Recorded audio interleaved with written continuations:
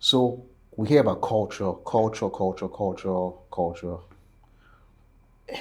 and the tech companies made culture very important because they were very, very radical. They were going against the grain. You go to a you go to a office in Silicon Valley and you see foosball tables and beer and all these things, and it was very different from corporate America. But they were making a lot of money and they were crushing it. So people were like, what are these guys doing that's different? And those were the obvious things that you can see. You can see that you have a whole bunch of young people, millennials and Gen Zs working in your organization, and they are doing very abstract, unorthodox things, and you're making a lot of money. It's very easy for people to say it's because you're doing these obvious things that's the culture that's allowing you to be successful. Well, that is not true because culture is not beanbags and free food and dressing down. That is not culture, right? What I've gotten to understand that culture is a mindset and philosophy that is shared amongst all the people within a tribe or within a company or within an organization, right?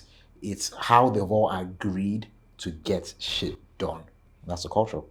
But culture has to be serving the needs of the business, which is to serve stakeholders and have impact to its clients.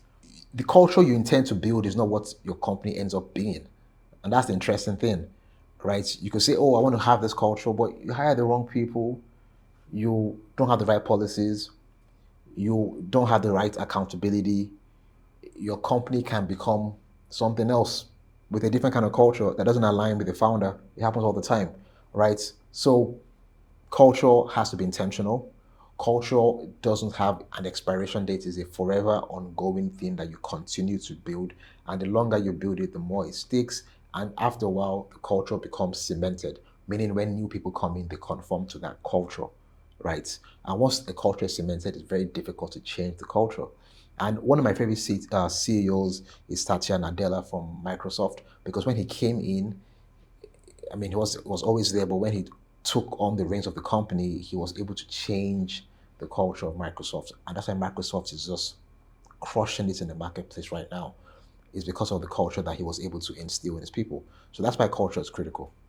I hope that was helpful, and if you like this content, you can follow me on LinkedIn, Remy Dada, Remidada, and you can follow me on Instagram, Remy Dada.